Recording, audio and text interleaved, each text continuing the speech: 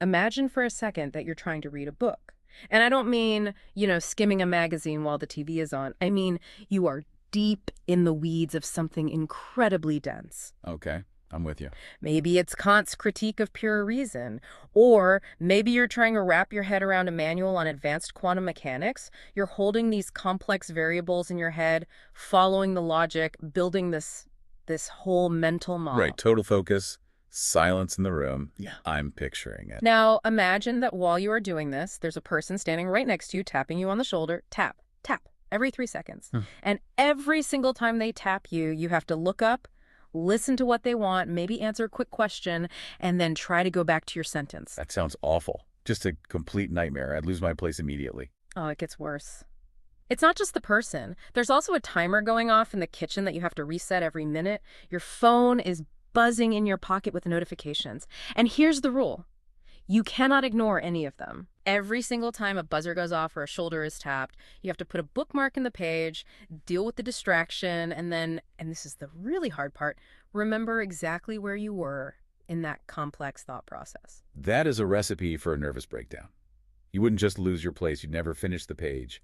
You'd spend all your energy just managing the interruptions. Well, for you and me, sure, we'd probably burn out in an hour. But Mhm. for a computer, that isn't a breakdown. That is just Ooh. Tuesday. That is every single millisecond of its existence. That's a really, really good way to put it. We think of the computer as this focused calculation engine, but it's really, the most distracted employee in the world. Welcome back to the deep dive. Today we are unpacking Source 004. And I have to say, when I first opened this file, I was a little intimidated. It is a dense, highly technical architectural manual, and the title is just Interrupts, Exceptions, and System Calls. It does look pretty dry on the surface, yeah. Yeah. Lots of memory addresses, assembly mnemonics. It looks like the kind of document only a kernel developer could love. But once you get past that jargon, you realize what this document actually is. It's an anatomy textbook. If the CPU is the brain of the computer, the part that does all the thinking and the math, then these mechanisms we're talking about today are its nervous system. Exactly. That is the perfect analogy. I couldn't have said it better. They're how the machine feels pain, how it reacts to sensory input, how it even knows that a world exists outside of its own thoughts. And that distinction is just, it's vital. Yeah. Because if you didn't have this nervous system, if you didn't have interrupts and exceptions, you would still have a computer.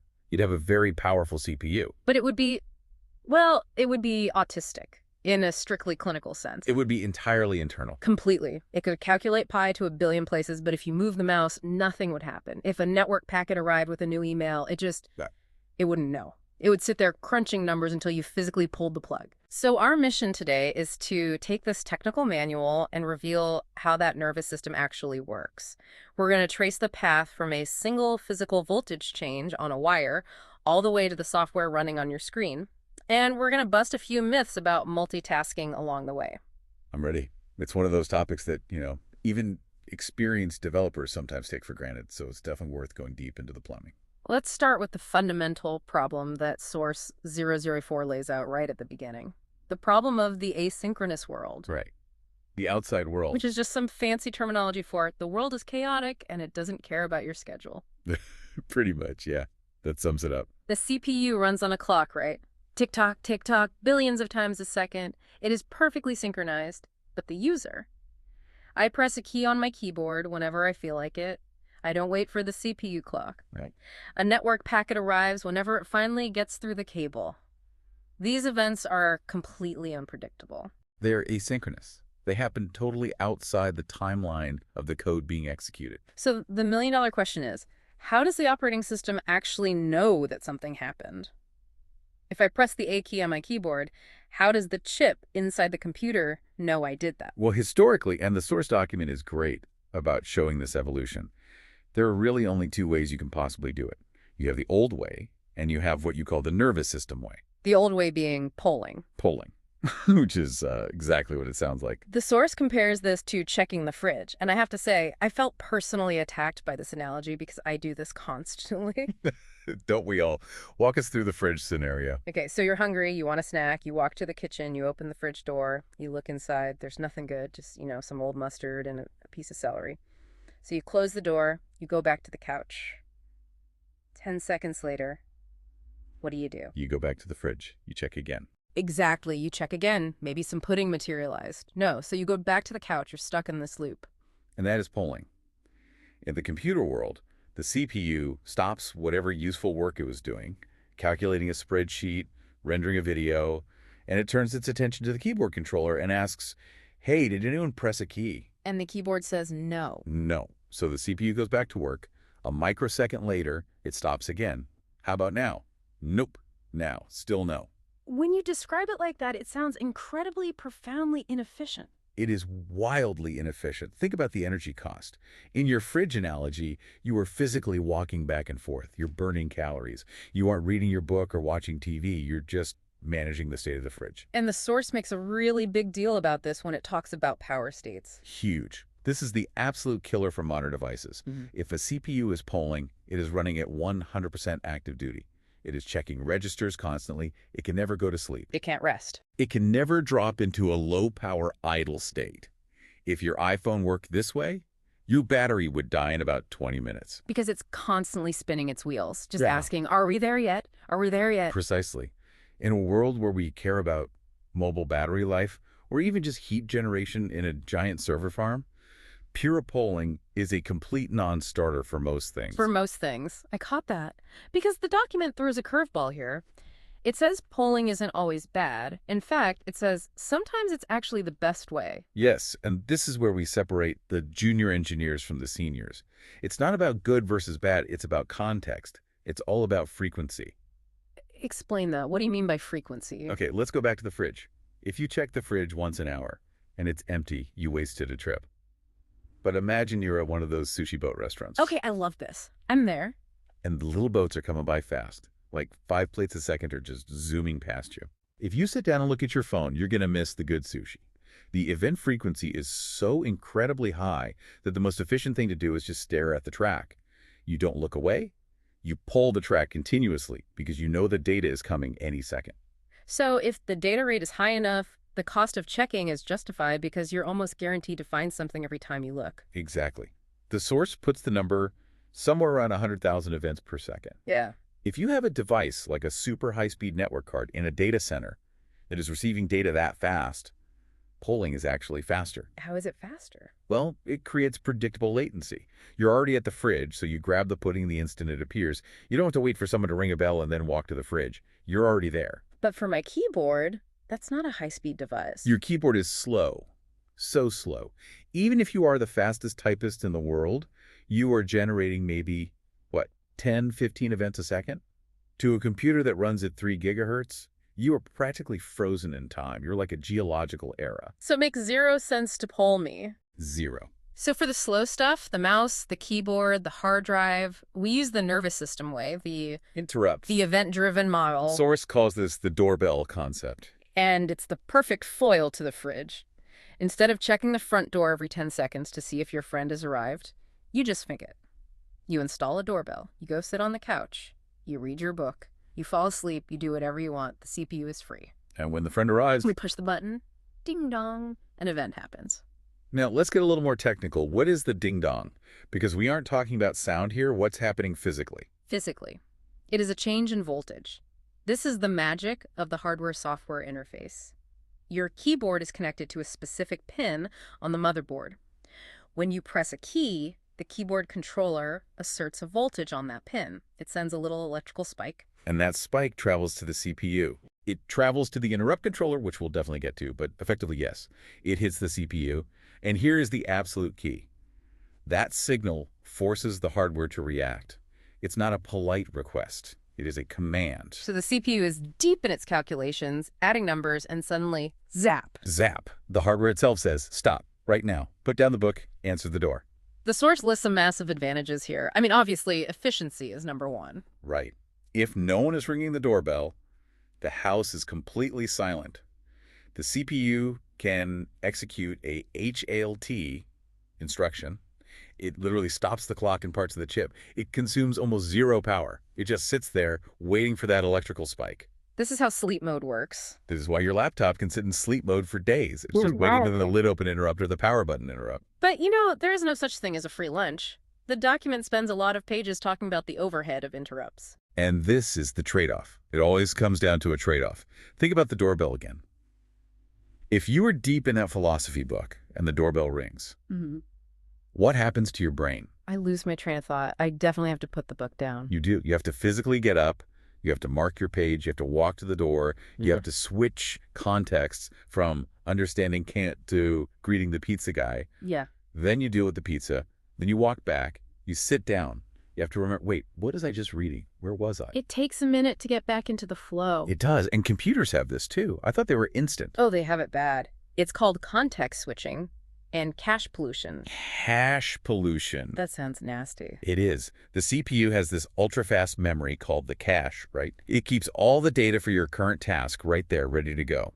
When an interrupt fires, the CPU has to switch tasks to handle, say, the mouse click, so it loads the mouse driver code into the cache. Which pushes out the old code. Exactly. It overwrites the philosophy book with the pizza instructions. So when you switch back to the original program, the cache is cold.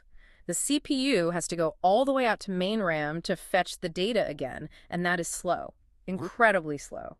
So a single interrupt isn't just the time it takes to handle the click itself, it's also the time it takes for the original program to recover from the distraction. Precisely. And if the doorbell rings too often? The interrupt storm. The storm. Imagine the doorbell ringing 1,000,000 times a second. You would spend 100% of your life just walking to the door and back. You would never read a single word of the book. The system freezes. It's technically running, but it's doing nothing but handling interruptions. This used to happen a lot in older systems with buggy drivers. That's a terrifying image. Yeah. But before we get into the mechanics of how the CPU prevents that, I want to touch on a more, I guess, philosophical point the source makes. It talks about the illusion of flow. Ah, yes. This is one of those red pill moments for understanding computers. It says that multitasking is a lie. It is a total fabrication, a complete illusion. But I'm looking at my screen right now. I have a web browser open. I have a chat window. I have music playing. And I'm recording this audio. Everything is happening at once. It feels like it is. It looks like it is. But if you have a single CPU core, let's just keep it simple for a second. It can only execute one instruction at a time. One. It cannot do two things at once. It's physically impossible. So how is the music playing while I type this document? It's a magic trick. Yeah. It's a sleight of hand performed by a very specific type of interrupt, the timer interrupt. A heartbeat of the OS. The heartbeat. Even if you don't touch the mouse, and even if the network is dead silent, there's a piece of hardware on your motherboard, a programmable timer, that is screaming at the CPU constantly, usually somewhere between 100 and 1,000 times a second. Ding, ding, ding, ding. 1,000 times a second. That seems excessive. Doesn't that cause the overhead we were just talking about? It does, but it's the price we pay for interactivity. Every single time that timer fires, the CPU pauses your web browser. It runs a piece of code called the scheduler. And the scheduler looks at the list of all the programs that want to run and says, okay, Chrome has had its 2 milliseconds. That's enough. Pause Chrome. Now unpause Spotify. And then Spotify runs for just 2 milliseconds. Right. And then ding, the timer goes off again. Okay, pause Spotify. Unpause the chat window. And because this is happening 1,000 times a second. Your slow, gelatinous human brain can't see the stitching. To you, it just looks like a continuous flow. But actually, your computer is slicing time into these tiny little slivers and handing them out like a dealer at a card table. That is. It's kind of beautiful in a really frantic way. It is. It's the conductor of the orchestra. But the conductor is moving at the speed of light. If that timer interrupt stopped, the whole illusion breaks down. Immediately. If the timer stopped, the CPU would just keep running whatever program it was on forever. If Chrome was running, Chrome would own the machine until the end of time. Nothing else would update. The screen wouldn't refresh. The mouse wouldn't move. So that classic moment when my computer freezes, but the mouse cursor still moves. What's happening there? That's actually a great diagnostic tool. If the mouse still moves, it means the interrupt controller is working, the timer is working, and the scheduler is working. The application you were using might be stuck in an infinite loop, but the nervous system is still alive. If the mouse stops moving. The nervous system is dead. Correct. That's a kernel panic or a hardware lockup. The heart has stopped beating. Okay, so we've established the stakes. We know why we need interrupts, and we know they create the reality of the OS as we know it. But Source 004 goes into some excruciating detail about the actual choreography. What happens in that microsecond between the ding of the bell and the door opening? The context switch. It's a very precise dance. I want to slow time down here. I want to go matrix style, bullet time speed. Let's say a network packet arrives. It's an email from my boss. It's urgent. Okay. Trace this for me.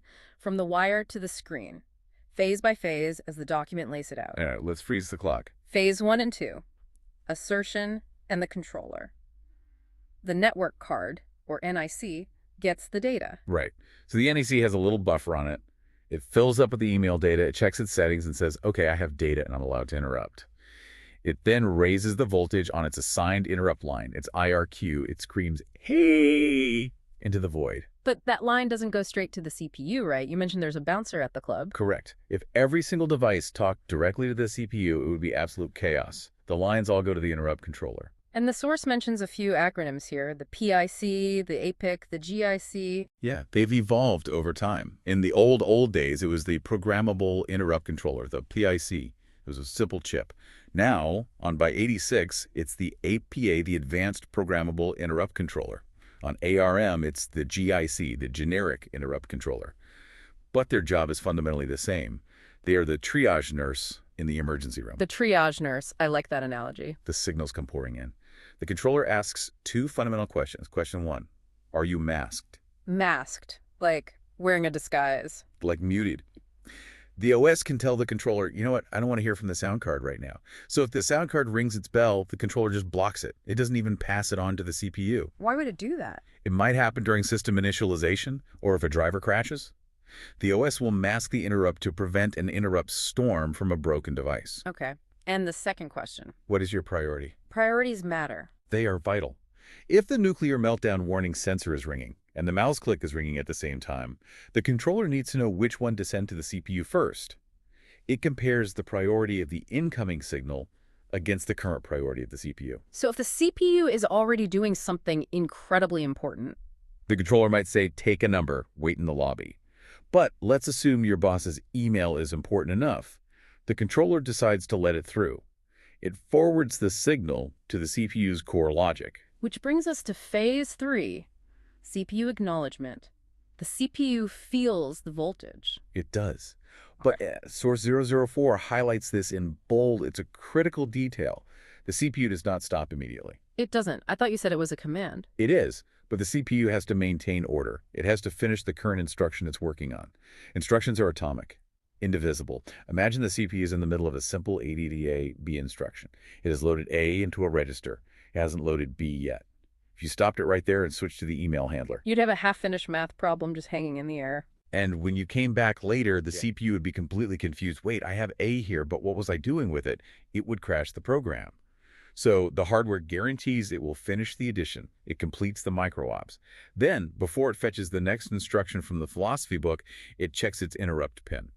Okay, so we're at a safe starting point. The instruction is done. Now what? Phase 4, the context save. This is where the magic starts. This is the minimal state save. Yeah. And this part is handled purely by the hardware. No software is running yet. The silicon itself does this. And the source gets really specific here about the difference between architectures. It draws a clear line between ARM and by 86. Why are they so different? It's a fascinating look at different design philosophies. Let's look at by 86, Intel and AMD first. Their philosophy has always been save it to the stack. The stack being a special region of memory. Right. So the Guy86 hardware automatically takes the instruction planner, which is where we were in the code, the code segment, and the E-flag-S register, which holds all the status flags, like was the last math result 0? Was it negative? And it pushes them, one by one, onto the memory stack. It builds a little pile of data in RAM that says, this is where we were. Okay. And ARM. ARM is different. They prioritize the speed of getting into the interrupt handler.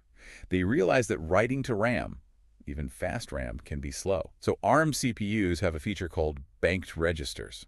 Banked? Like a piggy bank? Sort of. It's more like a change of clothes that you're already wearing under your other clothes. Yeah. When an interrupt hits an ARM chip, the CPU switches modes from, say, user mode to IRQ mode. And when it does that, a few of the key registers, specifically the stack pointer and the link register, physically swap out. Wait, physically? Like there are two sets of them? Yes. There are shadow registers that are invisible most of the time. Suddenly, they appear. The hardware copies the old status register, CPSR, into a saved status register, SPSR, and copies the current program address into the new link register.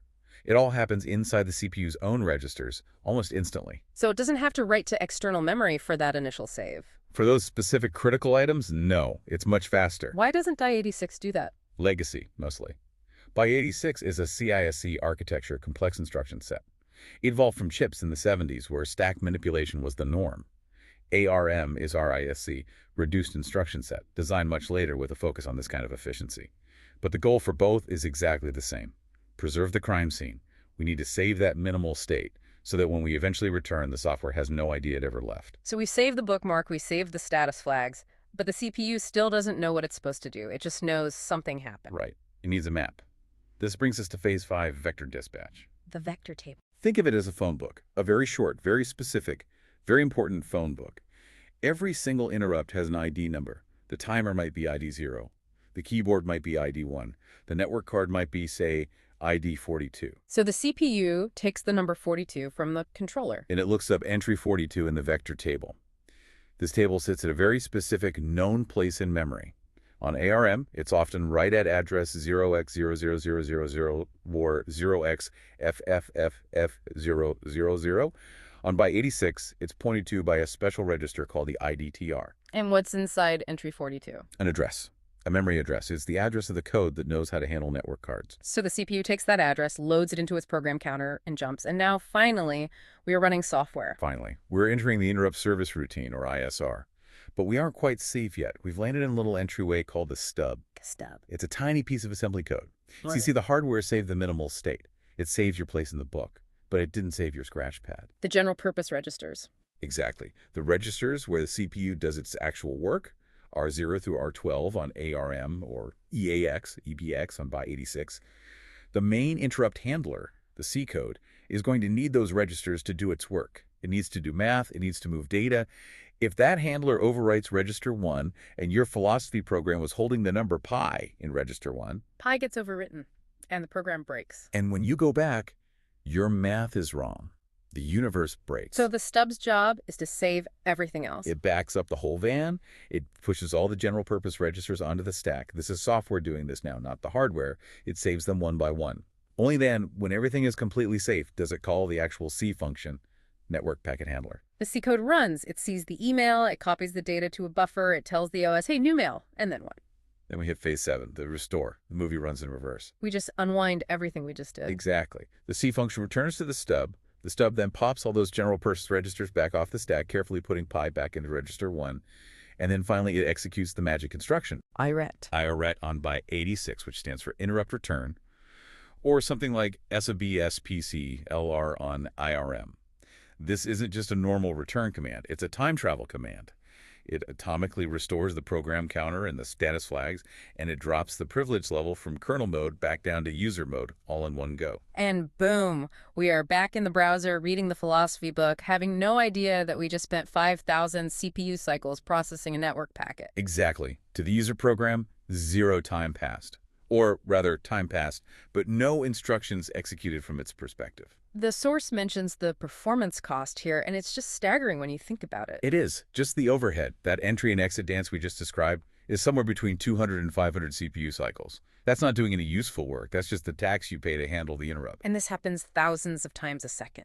And that's the best case scenario. That's assuming the cache is warm and everything is in memory.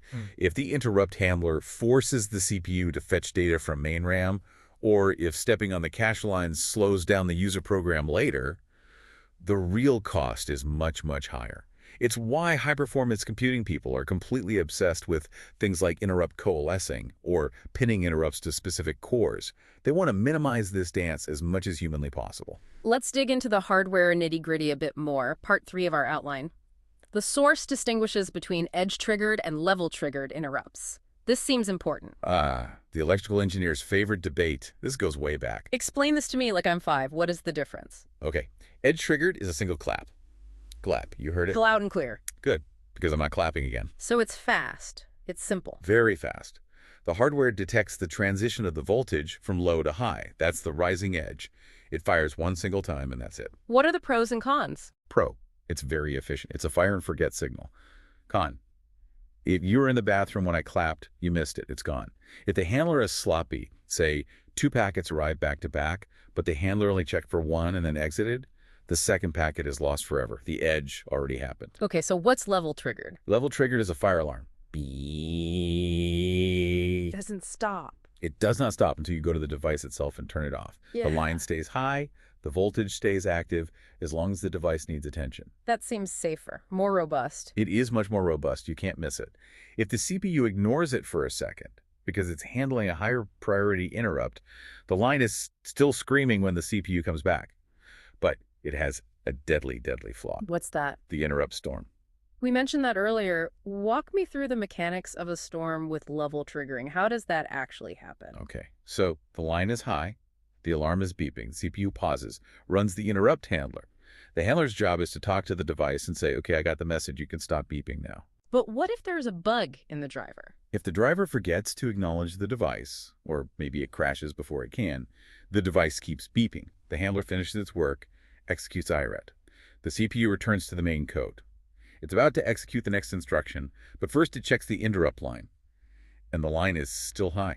So it fires again. Immediately. Yeah. Before a single useful instruction of the user program can run. You enter the handler, you return. Beep! Enter handler, return. Beep! You are now in an infinite loop. Your computer is completely braced. Wow. So level triggered requires the OS to be incredibly disciplined. Absolutely. The OS will usually have a failsafe. If it sees the same interrupt fire 100,000 times in a single second with no progress, it will just disable that interrupt entirely. It assumes the hardware or the driver is broken. It just says, you're drunk, go home. Exactly. It masks the interrupt to save the rest of the system from the broken component. Let's talk about the hardware that manages all this. The controllers. We mentioned the GIC and the APIC. But the source gets into how they handle routing in modern systems. Right, because modern systems are multi-core. It's not just one brain anymore. So if I have an 8-core CPU and a network packet arrives, which core answers the door? That is the job of the distributor in the ARM-GIC, or the I/O APIC on by 86. It's a sophisticated router. It can be programmed to send the interrupt to a specific core, or it can use an algorithm to broadcast it or balance the load. Why would you want to send it to a specific core? Maybe that core is dedicated to networking, so its caches are already hot with the right data. It's more efficient. This is called interrupt affinity. But usually, you want load balancing. You don't want core 0 doing all the interrupt handling while core 7 is just sleeping. The source mentions SPI versus PPI. More jargon. Break that down for us. Right. This is mainly in the IRM world with the GIC. SPI is a shared peripheral interrupt that's global, like the Wi-Fi card. Any core could handle it, so the distributor routes it. PPI is a private peripheral interrupt. That's local and specific to one core. The best example is that timer we talked about earlier. So each core has its own heart, its own timer. Yes. Core 0 has its own timer. Core 1 has its own timer. Those are private. You don't want Core 1 handling the schedule for Core 0. That would get very messy very fast. And then there's MSI, Message Signal to Interrupts. This felt like a genuine plot twist in the document. The host asks, do we still use physical wires for all this? And the answer, increasingly, is no. Yeah. Especially with modern interconnects like PCIe. Think about a modern server motherboard.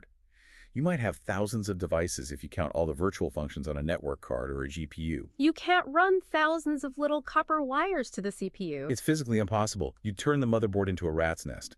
So they came up with a clever cheat and treat the interrupt like a memory write. A memory write. How does that work? At boot time, the OS tells a device, if you want to interrupt me with ID 42, don't wiggle a wire. Instead, just write the number 42 to this very specific special memory address, like 0OS FE00000. The device sends that write command over the PCIe bus, just like it's writing data to RAM. But it's not actually RAM. No. The memory controller in this system sees that specific address and goes, whoa, that's not real storage. That's the interrupt controller's mailbox. And it diverts that write directly to the AP, which then triggers the interrupt in the CPU. That is incredibly clever. No dedicated wires. You're just utilizing the existing data bus. And it scales infinitely. You can have thousands of unique interrupts, this is called MSIX, without soldering a single new wire. It effectively decouples the interrupt architecture from the physical wiring of the board. It's really the only way modern complex systems can work. Okay, we've covered the hardware in detail. Now let's talk about the poor software engineer who has to write the code that deals with all this. Part 4, the OS headache. The headache is latency. Always latency. The golden rule, as stated in the source, interrupt handlers must be fast. Blink and you miss it fast. Why? Because when you are in an interrupt handler, often other interrupts are blocked, at least at the same or lower priority. The CPU automatically masks them to prevent chaos and stack overflows. So if I'm in the network handler processing that email, You are deaf to the rest of the world, or at least a big part of it. If you spend 10 milliseconds in there decoding a packet, your mouse freezes, your audio playback skips, and your hard drive stalls. You are holding up the entire line. but wait, some work is slow. If that network packet contains a massive encrypted payload, decoding that takes a lot of time. You can't just wish it to be fast. And that is the central tension of OS kernel design, this conflict between fast responsiveness and heavy processing. The solution is what's called the top half, bottom half model. I love the medical analogy the source uses here, the emergency room versus the surgery. It fits perfectly. The interrupt handler itself is the top half, that's the ER. The ambulance arrives, which is the interrupt. The goal of the ER is not to cure cancer. It is to stabilize the patient, get their vital signs, and clear the driveway for the next ambulance. So in computer terms, what does that mean? The top half runs immediately.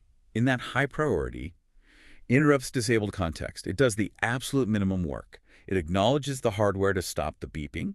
It copies the data out of the hardware's tiny buffer so it doesn't get overwritten by the next packet. And then, this is the key, it schedules the real work, the surgery, for later. And it gets out. Total time spent in the handler. Microseconds. The goal is to be in and out as fast as humanly possible. Then comes the bottom half, the surgery. This runs later, maybe 5 milliseconds later. It runs in a safer, lower priority context. This is where all the heavy lifting happens, decrypting the packet, passing it up the IP protocol stack, figuring out which application it belongs to, writing it to a disk. The source lists specifically how Linux does this. It mentions software gigs, tasklets, and work queues. These sound like fantasy creatures. Why do we need 3 different mechanisms for this? They do sound a bit like Pokemon, don't they? But they represent different trade-offs in urgency and complexity. Start with soft hooks. What are they for? Soft hooks are the heavy hitters. They are the highest priority of the bottom halves. They tend to run almost immediately after the interrupt handler returns on the same CPU that handled the interrupt. They are used for the most performance-critical things, like the networking stack. They are the trauma surgeons of the bottom half. They are incredibly fast, but also difficult to program because they can run in parallel on different CPUs, so you have to be very careful with locking. Okay, so what are tasklets? Tasklets are a bit friendlier. They're actually built on top of soft hooks. The key difference is that they are serialized.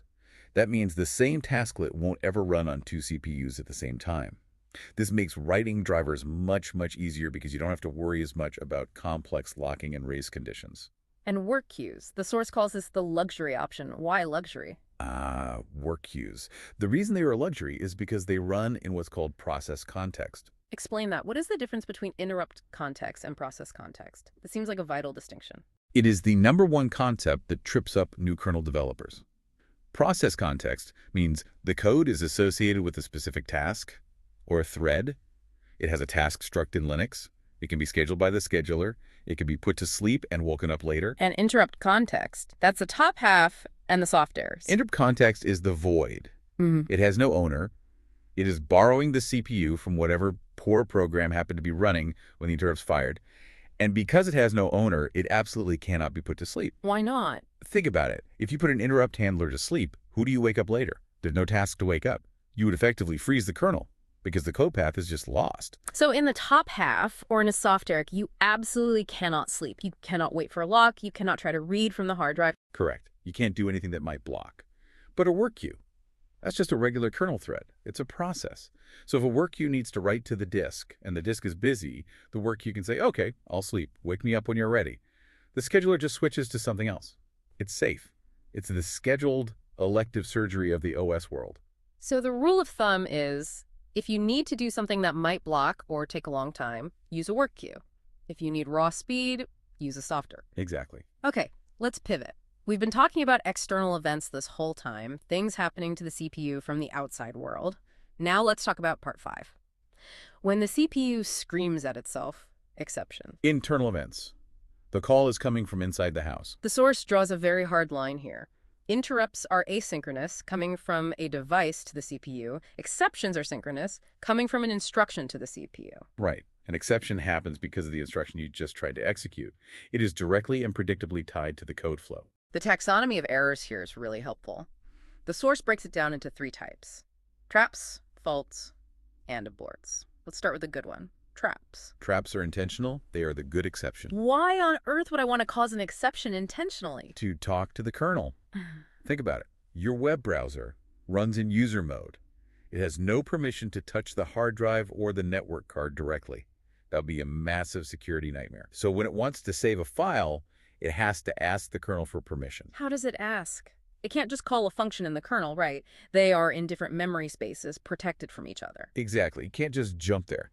So it executes a special instruction. On by 86, it used to be INT 0 by 80. Now it's a dedicated syswiscal instruction. On ARM, it's SVC, which stands for supervisor call. And what does that instruction actually do? It causes a trap. It intentionally forces the CPU to stop what it's doing, raise its own privilege level to kernel mode, and jump to a specific handler in the kernel, the system call handler. So it's a polite, well-defined knock on the door. Excuse me, Mr. Kernel, can you please do this for me? Right. The kernel looks at the request. You pass it a number in a register. It says, oh, you want to write to a file? Let me check your permissions. If it's all good, it does the work for you, and then it returns control to the next instruction in your program. So to the program, it just looks like a normal function call. But under the hood, it was a controlled explosion, a managed exception. A controlled exception, yes. That's a great way to put it. Okay, moving down the list of severity. Faults. The source calls this the oops, let me fix that exception. These are recoverable errors. The classic textbook example is the page fault. We hear about page faults all the time, usually as a performance metric. What is actually happening? Okay, so you have virtual memory. Your program thinks it has, say, 4 gigabytes of RAM all to itself, but maybe you only have 1 gigabyte of physical RAM in the chips. The rest is sitting on the hard drive in the swap file. So I try to read a variable, but that variable is currently on the disk, not in RAM. You execute a load instruction. The CPU sends the virtual address to the memory management unit, the MMU. The MMU looks up the address in its page table and says, whoa, that page isn't in physical RAM. It's marked as not present. So the instruction fails. It faults. The MMU raises a page fault exception. The CPU immediately pauses your program mid-instruction. It jumps to the page fault handler in the OS. And what does the OS do? The OS says, don't panic, I know where that data is. It puts your program to sleep. It issues a command to the hard drive controller to fetch that page of memory from the disk.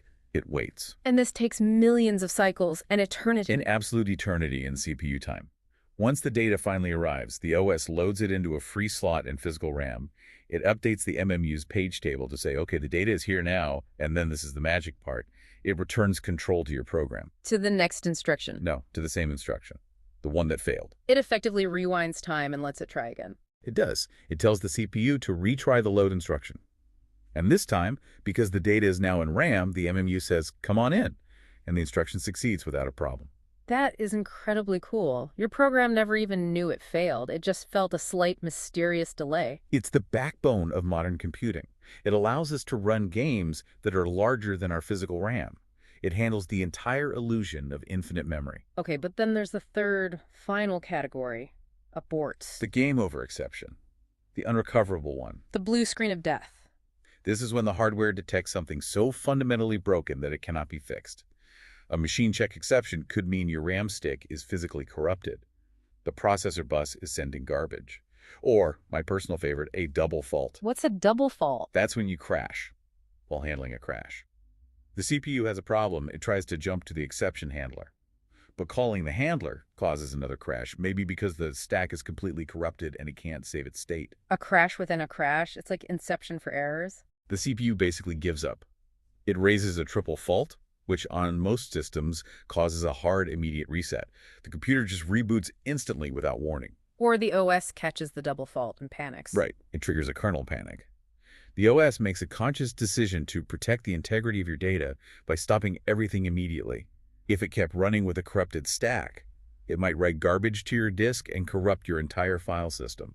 Better to die than to corrupt. Better to die than to corrupt. Yeah. That's a pretty metal motto for an operating system. It's the only safe option when things go that wrong. We're definitely getting into the deep end now. Part 6 of the outline covers advanced concepts in security. The source mentions vector table relocation and ASLR. Right. So remember that vector table? The phone book that tells the CPU where to go when an interrupt or exception happens. Yeah. Hackers absolutely love that table. If I can find a way to overwrite the address for the system call handler with the address of my steal your passwords virus, that every time you try to save a file, you're not calling the kernel, you're calling my malicious code. I own your machine. Yikes. That's a huge vulnerability. It was. So OS designers got smart. In the old days, that table was always at a fixed address, like 0S000, you know exactly where it was. Now, we use ASLR address space layout randomization. Hiding the keys to the kingdom. Exactly. We move the vector table to a random location in memory every time the computer boots. And we use the special register, the VBAR, or Vector Base Address Register, on ARM to tell the CPU where we hit it. So even if a hacker finds a way to write to memory, they don't know where to write to successfully hijack the interrupt flow. Another advanced concept from the source. Nesting. Can an interrupt another interrupt? In the very early days, no. It was considered too complicated and dangerous. But now, yes, we have to allow it. Why do we have to? Priorities. If I'm in the middle of processing a generic disk write completed interrupt, which is a low priority, and suddenly the fire alarm interrupt, a very high priority, comes in, I need to be able to pause the disk handler and handle the fire immediately. But that creates a stack problem, doesn't A it? huge potential problem. Every interrupt consumes stack space to save its state. If you nest too deep an interrupt inside another interrupt, you can run out of memory. You get a stack overflow. The real kind, not the website where we find all our answers. The real system crashing kind, yes. So modern hardware controllers, like the GIC we mentioned, have very complex logic for this. They track the current priority of the CPU. They will only allow a new interrupt to preempt the current one if its priority is strictly higher than what is currently running. You can't have a priority 5 interrupt another priority 5. One last optimization trick from the source that I found really clever, lazy context saving. Oh, this is a great one. So remember the context save. We save all the general purpose registers. Well, modern CPUs also have floating point registers. The ones used for 3D graphics and complex math, AVX on Intel, Neon on ARM. These registers are huge. They're massive chunks of data. Saving all of them to memory takes a long time.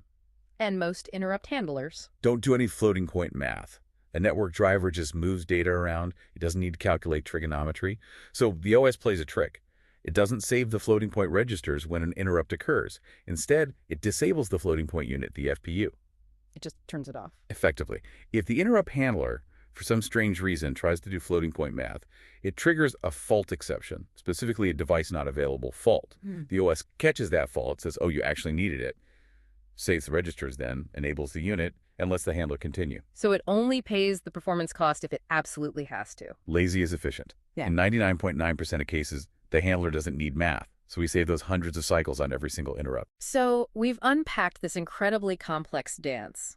From the voltage on the pin, through the gatekeeper controller, the atomic instruction completion, the context save, the vector lookup, the stub, the handler, the restore, and it's all happening in microseconds. It completely changes how you look at a computer, doesn't it? It really does. It's not a smooth, monolithic machine. It's a chaotic, frantic juggler keeping 1,000 balls in the air, but it's moving so fast that it looks like a statue. That's the illusion of flow we talked about at the very beginning. I want to end with a provocative thought that the source brings up near the end of the document. We spent the first half of this deep dive basically bashing polling. We said it was like checking the empty fridge, wasteful, inefficient. Right. Interrupts are the modern, civilized, event-driven way to do things. But the source notes that in ultra-high-performance networking, we're talking 100,000 packets a second data center stuff, we are actually going back to polling. Yes. The NAPI framework, the new API in Linux, is a great example of this, the hybrid model. Why? Why would we ever go back to the bad way? Because at that extreme scale, the overhead of the interrupt, that 500 cycle tax per packet we calculated, is too high. If you're getting 1 million packets a second, you spend 100% of your CPU time just entering and exiting handlers and 0% of your time actually processing the data. The system collapses under its own bureaucracy. It's the live lock scenario you mentioned. The system is busy, but doing no useful work. Exactly. So what do? When the traffic gets that high, the OS disables the doorbell. It masks the interrupt for the network card. It ignores the hardware. It ignores the interrupts, and it just goes into a tight loop. Give me data, give me data, give me data. Yeah. It pulls the card's memory buffers directly. Because at that speed, the fridge is never empty. The sushi boat is always full. The cost of checking is lower than the cost of answering the bell every single time. That is profound. Yeah. The old ways become new again when the scale changes. Context is everything. When you are slow and events are rare, you wait for the doorbell. When you are completely overwhelmed, you just stand at the door and check it yourself. Context is everything. I think that's a perfect place to leave it. Next time you click your mouse or receive an email, spare a thought for the thousands of tiny interruptions, the context saves, and the stack pushes that made it all possible. It's a miracle it works at all, really. Thanks for listening to The Deep Dive. We'll see you next time.